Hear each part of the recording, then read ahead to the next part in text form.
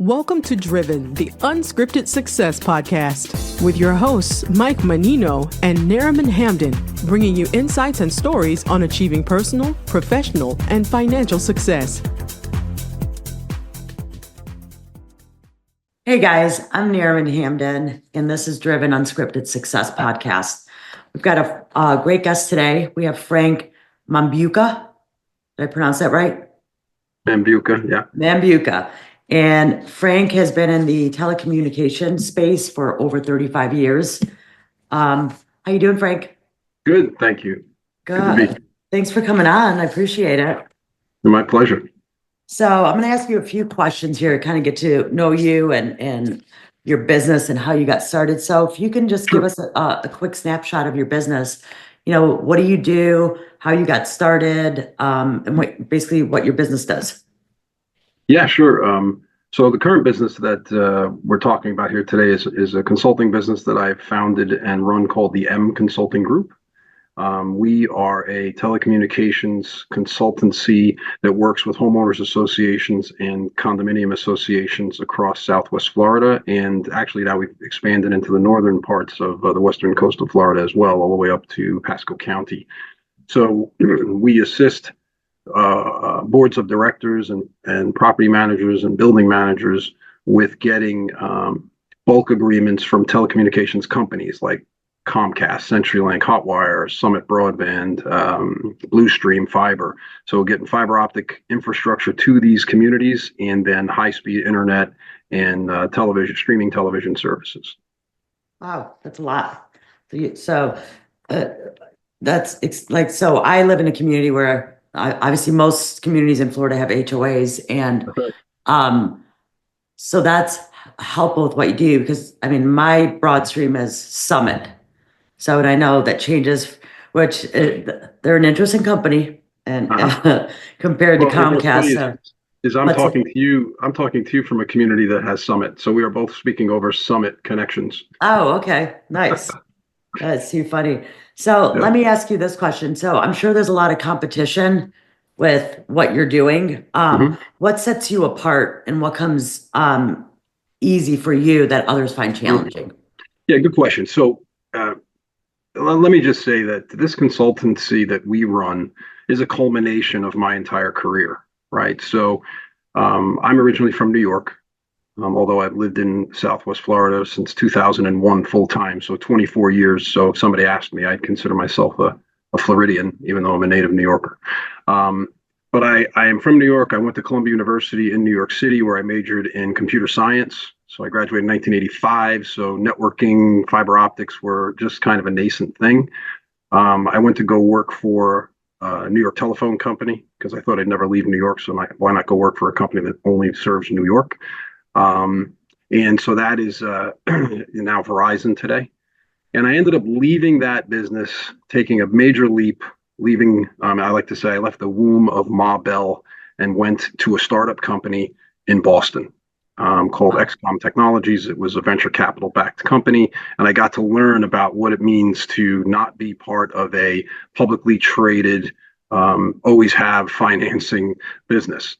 And so that company, XCOM, got acquired by a company called Level 3 Communications, which is today called Lumen Technologies. And I worked for them until 2006, when I started working for a business that we built in Southwest Florida, building fiber optic cable networks across this Southwest Florida community. So creating the first competitive fiber cable company to the phone company and the cable company. So anywhere you look in the United States, there is a phone company and a cable company serving. It's the oligopoly.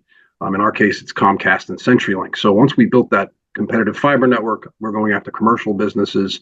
We then started to enable residential providers like the company that we just talked about, Summit Broadband. But in any case, I have all of these years of experience in telecommunications, fiber optics. When I worked at Level 3, I traveled around the globe building fiber in Asia and Europe and North America. We built a fiber network across the Atlantic Ocean, which is kind of an interesting thing. You actually lay the fiber cable right on the floor of the Atlantic Ocean. But in any case, did that, and then so I have this unique experience, I feel, and then in 2000 and 13, I sold my company, which was called U.S. Metropolitan Telecom, to Summit Broadband, the company that we talked about at the start of this podcast. And so I went to work for them in 2013. I did a 2-year term, had an employment agreement as part of the acquisition agreement, and I left them in 2015. And at that point, I don't know how old I was at that time. I guess 51 years old. Same age. Yeah, so I'm 61 now, so that's 10 years ago. I must have been 51. And, I thought, well, is this retirement? And no. So I started this consulting company, and I felt, number one, I have this unique depth of knowledge of telecommunications, fiber optic networking, et cetera. I also, in 2004, when my homeowners association where I live turned over from the developer to the homeowners, I got on the board of directors. So I've been on the president of the board of directors of my community since 2004, so some 21 years now. So I understand the Florida statutes, Statute 718, Statute 720, that apply to associations, homeowners, and condos.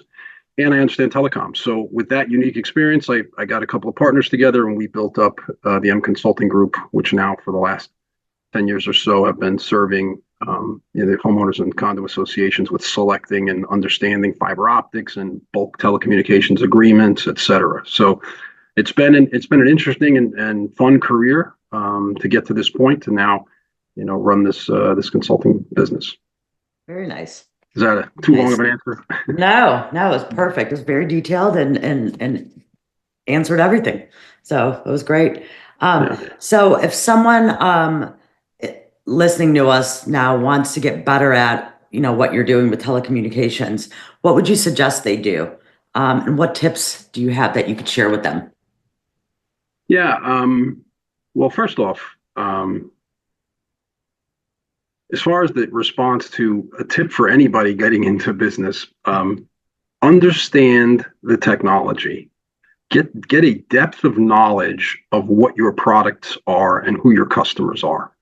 I just can't stand when we meet with certain executives of companies and they say, well, I have engineers for that. And I have, get an understanding of what you do. You need to have that intellectual capacity to do that. It seems that many C-level executives that I talk to seem to focus on the financials, and you got to understand the financials. You got to understand income statements and balance sheets and assets, liabilities, equity, all of that for sure. But that's just the price of admission. You need to know what you do, and you need to know it well. And I always say in a business, there are 3 constituents. There are the owners, the customers, and the employees. And it's all about people. Right. So I'm in telecommunications. You'd think it's all about fiber optics and telecommunications equipment, transport equipment, computers, servers. Those are just tools. For me, it's about the human beings. And I think that I've spent my entire career lifting up human beings. And that's how I got to be where I am. That's the success that I created. And there are people that I worked with 30 years ago that I still talk to this day and say, our time together in business was my best time working. So, and I'm proud of that. And that's the kind of environment I like to try to build. And I think that's the key to success, whether you're in telecom or anything else. Know your business and know those 3 constituencies very well and how to serve them. I agree with that. You need to know who the people are that you're working with and trying to help, and like you gave the example of, the company the person at a company you spoke with that had said, that's what the engineer's for. You're right. Like, of course, that's what the engineer's for, and that's his department of how he helps your company. But like you said, you have to know every part of your business, no matter what.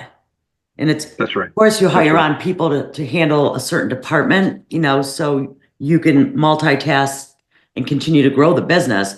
But yes, you do need to know every aspect of what you're getting into. And that's leadership. And I feel like, that is something that is lacking. And I think that's the biggest cause of failure of businesses, small and large. I have children and in-law children and their friends. They're all in their 20s and 30s. And I talk to them about their jobs and where they work. And leadership is sorely lacking for them as far as mentoring. I believe in the concept of servant leadership. So I serve those three constituencies, the owners, the customers, and the employees. And how can you serve them if you don't know what they're doing? So you need Right. to have a very solid knowledge. And that's naturally, you don't have to be able to go in and program a router in telecom, but you need to know what a router does and what the basic protocols within a router are to be a leader in the telecommunications business. True. So I think that's really important. You can't serve people if you don't understand what they're doing, and that goes for the customer as well. We need to understand how the customers use our service and what it means to them. So as a person that lives in a home myself, I use telecommunication services every day, so I have a good knowledge of what my customers are looking for relative to internet, TV, et cetera, et cetera. Mhm. So that's how you serve the people that you lead. Right. Yeah. Right. So, what's one of the biggest challenges you've had to overcome in your career? Oof. Yeah. I would say that one of the challenges I think that people talk a lot about is the work-life balance, the work-home balance, et cetera. And I've been able to manage through that very well. We got a family. I have two children. I have three grandchildren, and focusing on them. And I watch my people that work for me to make sure that they have that balance, because if they're not managing their family, how can they manage my family at work, right? Right. So I think, and I think there's been a little too much of that. That work-life balance somehow, work is life, so it's just life balance, right? Your work is part of your life, and so traveling around the world, being away from home for days at a time, were tough. So I always find a critical component to success. I heard a consultant, or one time when I worked at New York Tel, he came in and he had a concept called "Be Here Now." He wrote it on the board, and he kept it up there the whole time. He said, "Be here now. Whatever you're in, be there. Don't be distracted. Don't be thinking about something else." I remember the phone company, as a junior guy there, they assigned me to the United Fund, where they kick people off to. I got to the meeting, I focused on it, I talked about it, I tried to change things. Like, "What are you doing? You're just supposed to sit here." I said, "I don't sit anywhere. I'm here now. We're going to do United Fund. I'm going to be part of this charity. Let's go. Let's work." And Right. they didn't want that, right? So I feel the same way. Like, when I'm with my grandchild, my phone is over there somewhere, and I am playing and I'm doing the crazy things that my grandson likes to do. So I find that with the technology we have, that everybody's distracted. Mhm. I'm on Zoom calls like this, and what I see are people like this, looking at their phone. "What are you doing? Like, be here now." So I Right. find that overcoming all the things going around to be able to focus. Naturally, we're going to have multiple balls in the air all the time. I always talk to my people about, we got that stage with the spinning plates and the performers running back and forth and spinning all the plates so that they don't fall. We got that going on, but you need to be focused on the thing that you're doing at the time. And I found that was something in my career I had to get done. So I didn't do everything halfway, but I did everything all the way. Right. Right. It's being present and committing to what you're doing in that moment. And And people not love that. trying to People, multitask and do 10 things at once, right, because right. it's not possible to execute any one of those properly. People love that. They respond to that. They see you're there. They know you're with them. I would fly into a city when I was at level 3. I had some 66 cities across the globe. I would never rent a car. I'd have a technician or a manager pick me up at the airport, so I could spend that 30 minutes in the car with that person and just talk to them about the job, about them. I would, talk to somebody. I'd fly back into that city a year later and ask the guy, "So how was your daughter's dance recital?" He's like, "What?" Like, "Last time I was here, we talked about your daughter's dance recital." He's like, "You remembered that?" It's like, "Yeah." Yeah. And so I think that's critical. Like, I was right in that car with him, and I remembered everything we talked about. And I And it think, makes them feel appreciated and valued, like, wow, right, this guy actually is interested in what I had yeah. to say. Yeah, I mean, it's a good thing. I'll tell you one other thing in my career. We merged with another company, and I became, I think they called us co-CEOs. I don't know. I was with another individual, and I told him, I said, "I don't think we can work together." I said, "Because you look at this." We were sitting at a conference room table, and I banged on the table, and I said, "This table is an asset to you that's on our balance sheet." I said, "And those people out there, they're just like this table to you. They're just an asset on the balance sheet. That's not how I look at them. This table, It's just does what it does every day. So those people can do anything. They're variable. I said, and we need to work with them and get processes in place and systems in place and environments in place where they can consistently perform to their best. And so I look at people as the key asset, but they're not an inanimate object. And so I think that that's been something that I've really focused on in my career that I think has led to success by making people the best they can be. And I fear that sometimes when like I said, talk to my children and other younger people about, their leadership where they work. You don't become the. I remember when my son was young. He said, "I want to become the boss so I can tell everybody what to do." I was like, "Oh, yeah, that's not how it works. When you become the boss, everybody tells you what to do. Get me some more tools. Get me some more of this. Get me some more of that." So in any case, it's certainly a mindset about people and how important they are. And I always get frustrated when I watch some of these news programs where they demonize CEOs. Most CEOs are giving up their life for other people. Yeah, sure, there's some bad ones, and maybe they focus on finances and they take a lot of money. But for the most part, especially in small and mid-sized businesses, those CEOs are focused on the success of their people and their business and those three constituencies we talked about. So I always hate when I see CEOs getting lambasted in the media. But right, just because of their title, and it's like, oh, they have it made, and it's like, no, actually, that's probably the toughest position to be in, because the amount of discipline that takes to get to that level and the leadership. I mean, it's not like, oh, they just it was handed to them, so it's a lot of work, and unless you're doing that type of work, that's the only way a person would understand that position, what they're sacrificing. That's right. And I've worked in large businesses, publicly traded companies, and I've worked in, small businesses with angel investment capital or PE or VC capital. And you can lose money. If you're just a non-investor worker, you're a technician, all you get is an honest day's pay for an honest day's work. That's what you get. But these C-level people who are investing a lot of money can lose it. And I've lost plenty of money in my life investing in businesses that didn't work out. But luckily I've had some good success with businesses that did work out, and I've done well with that. So, you put stuff at risk, you get reward. So if you want to have an easier life, then don't become a C-level person, because you're taking a lot of risk with that. Right. Mm-hmm. So let me ask you, everyone hits a bump in the road every now and then. Can you share a time that things didn't pan out the way you thought they would? Yeah. How you got through it? Yeah.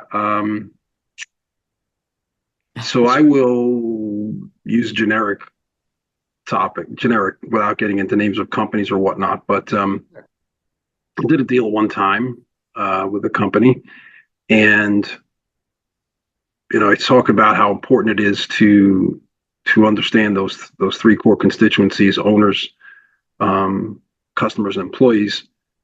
But certainly the financials are critical, and probably didn't do enough due diligence on the financials.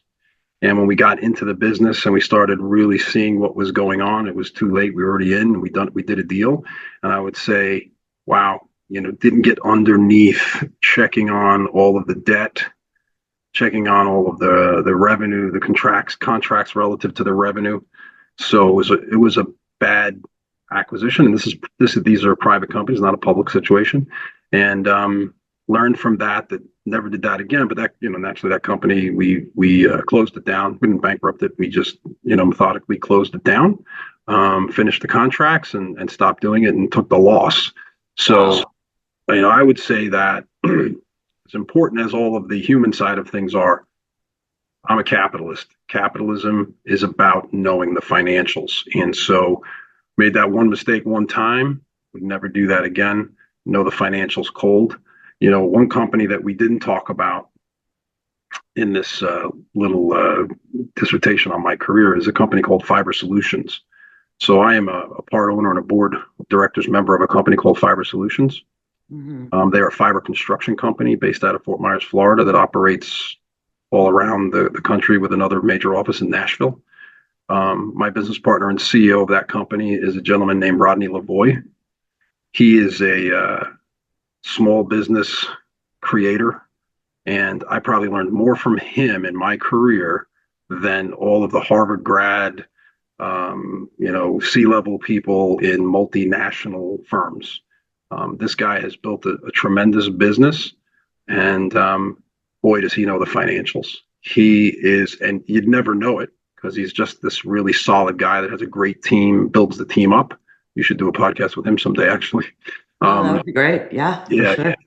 yeah, and he's created this tremendous business from scratch in 1998. It was him, a box of business cards, and fiber cable, and now he's got a nationwide multi-million-dollar 50+ person business that he runs, and I've learned a great deal from him, and I was so impressed at how he knows the financials of that business cold, and that's how it's been such a success for so many years. Year after 27 years now.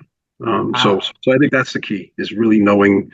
That's the key that I've learned. Know the financials. All the other stuff is important. I always say that leadership and business, they have an art and a science to them. The art is motivating and leading people, but the science is knowing your financials and your product specs. Critical. Absolutely. Absolutely. So I'm sure leading a team has its challenges. What's your leadership style? And can you give us an example of how it helped you through a tough spot? Yeah, I would tell you that we talked about this a bit already, that my leadership style is servant leadership. So I'm serving the people that I lead. I also believe in participative leadership. Certainly when I need to make a decision, I will make a decision. I always say there's multiple different types of power. There's position power and referent power. And if I have to, stand up and make a decision, I will. Right. I mean, and physically with people, it's easy for me. We're just on this call here, but I'm 6'5", 250 pounds. So former football player in college. And I never have to rely upon that because I build up this great team of loyalists. And that's the kind of leadership I have. I would say that the hard parts for me is when that loyalty is turned down. We were talking about Fiber Solutions a moment ago.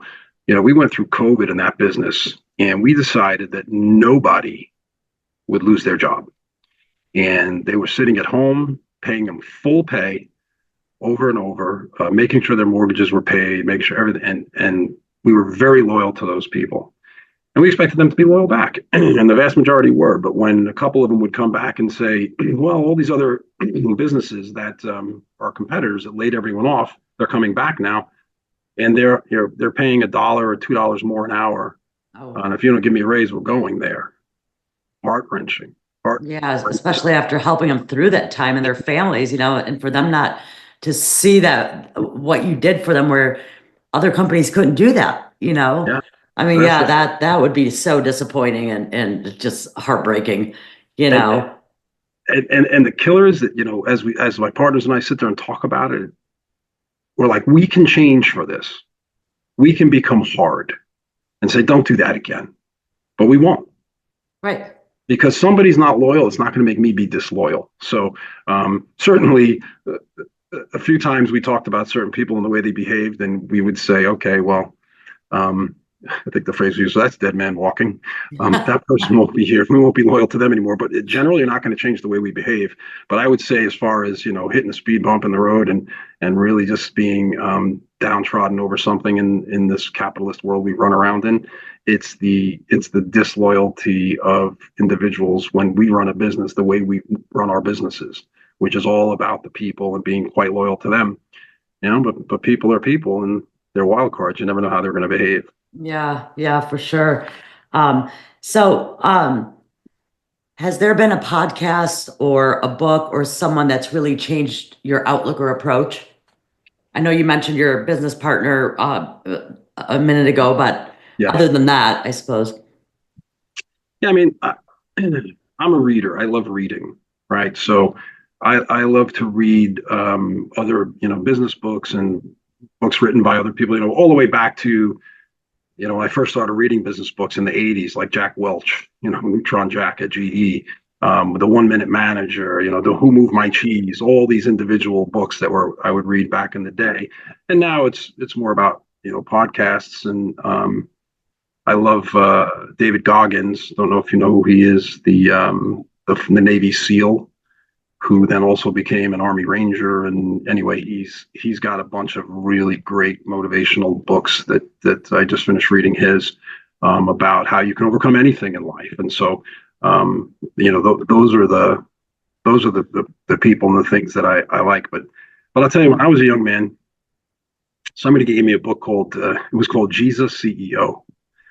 And it's still out there. It's in print. I forget the name of the woman who wrote it, but it basically took biblical principles and put them into a business environment, and it pointed out people that may or may not be Christians that use those principles and they work, because those words don't come back void. And so I look at these certain principles, things like you reap what you sow, servant leadership. These are all things that I learned, and that was a book that I started my career reading, and I really felt it was important that I got that basis of information and knowledge about how important people are and how to treat them the right way. And for that little example I gave of the disloyal people, I will tell you that 35 plus years of my career, the people have been the best. I can't go back to an organization and not find the vast majority that we had an amazing relationship that I will never forget and always cherish. And they feel the same way. Every so often I get an email or somebody hits me up on LinkedIn about, remember the times and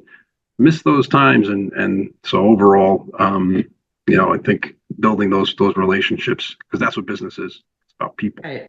And it's special, it gives you this bond. And then when you have that bond, it just makes you want to help this person more, really make things work better and grow together. It helps everyone be on the same page to have that same dream, which is awesome. One of the key things I used to do with my teams, and I would always say, how do you know if you're winning? So one of the key points with a team and a company is to have your statistics, your goals, your metrics well known throughout the company. I mean, it didn't matter if I was at level 3 where I had thousands of people working for me, or when I was running US Metro when I had 25 people working for me. Everyone that worked for me knew what EBITDA meant. You need to know what EBITDA is, because EBITDA is the lifeblood of a telecom business. That's how we value our business. It's always a multiple of EBITDA. So, earnings before interest, taxes, depreciation, amortization. And so we'd spend the time, educating them on what these things are. And then, of course, we had our customer metrics like on-time performance, missed appointments, out of service time frame, network availability, et cetera. And take those things, make sure everybody knows how they contribute to it, and post them and show them, and then reward them for that, pay them on that. And so I think that has been a key to success, is asking people, how do you know if you're winning? And I say that to my kids about their jobs. Like, how do you know if you're winning? What's your metric? And I said, focus on that. Even if your boss is not that good and doesn't help you, focus on those things that, when you're watching, I'm a New York sports fan. Unfortunately, that's another failure of my life. If I'm watching the New York Jets or the New York Mets, there's a scoreboard up there. They're losing, unfortunately. But you need to have a scoreboard, and every person needs to know their score. There's no skating. There's no, income without work, right? Whatever that new thing we're trying to do, UBI or whatever it is. This is a capitalist country, and you got to let people know that they're winning, and then reward them for winning. Yeah, absolutely. Yeah. So let me ask you this. Obviously, it sounds like you've done very, very well for yourself in your just life, personally, financially, business. What is so looking towards the future, and how do you create passive income? Oh, yeah. Okay. Good question. Yeah. So naturally I work with a financial advisor. There's so many ways that people try to get into the market and try to, flip money real quick, shorting stocks, longing stocks, et cetera. So the way I create passive income is I look for publicly traded companies that pay dividends. There's a yield. I'm not looking to buy a company for $10 and sell it for $15 and I made $5. I'm buying a company for $10 and it pays me 50 cents every quarter for the next 10 years. And I'm counting on that as my passive income. So I love investing in the stock market. I have approximately 120 different stocks that I think are important, that have an excellent yield in dividends, and I buy them, and I'm generating income from those investments. Companies, I love to buy companies that continue through COVID, through any disaster. I own, and I'm not making any recommendations for stocks, of course, that, but I own Clorox. Who doesn't buy Clorox? Okay. If you're employed or unemployed, you buy Clorox. Right. I own it. I own cigarettes. I own liquor. I own beer. They're going to be around way after we're all gone. People keep buying that stuff. Right. They could be in debt and they're still buying. I own Comcast because people keep watching TV. I own Costco. I own Walmart. People keep buying those things, and so I buy the staples and look for high yield dividend, and I don't take a huge amount of risk. But of course, I'm 61 years old now, and I've had a fairly successful career, so I have some money to invest in, and that's what I'm going to live on. And of course, I would recommend people get annuities, or of course 401ks or IRAs or whatever else you might have to generate that guaranteed income over time. Because who knows whether Social Security will be there or what. But yeah, that's how I'm a stock market guy. I generate. Okay. I'm a capitalist. I love business, so I love to look at these major businesses as well. Which makes sense. Yeah. Yep. So as we're getting ready to wrap up this interview, what exciting plans or initiatives do you have in the works for the next 6 to 12 months? Yeah. So I have two businesses that I'm involved with today. One is the M Consulting Group that we talked about. We've just expanded and added a new partner to our team. We continue to grow. We just added another individual up in the north part of Florida. And so we are expanding out of the Southwest markets. I think you're in Collier County like me, I believe. Mm-hmm. Yes. Now we're going up to Lee and Sarasota and Charlotte and Manatee and Hillsborough and Pasco counties. So we're growing. We believe that we provide a consultancy that our competitors don't provide like us, just because of the things I just described during this entire interview, the way we treat our customers, the way we treat our business, and how important it is what we do, and we do it right. So that we continue to grow. So I'm excited about that. And then from the perspective of Fiber Solutions, which is the company I mentioned prior that my business partner Rodney Lavoie runs, that company continues to grow. Amazon Web Services is a big client of ours. We hope to get Google Cloud and other major national companies as our customers. So that company continues to grow from great leadership and great service from these great employees that we have. So expansion in both of the businesses I have, one locally in the state of Florida, which I love, and one, of course, across the United States, which I also love. That's great. Yeah, you've done very well for yourself. It's very impressive. And, thank you so much for coming on. I really enjoyed hearing your story. I mean, what a great story. I mean, just a grinder, and just you truly love people. And that is why you're so successful. It's that simple.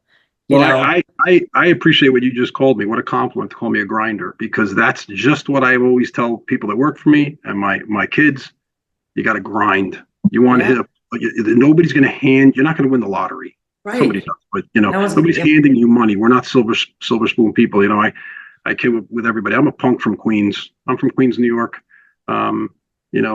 Didn't grow up with, a silver spoon in my mouth, and just ground it out, always grinding.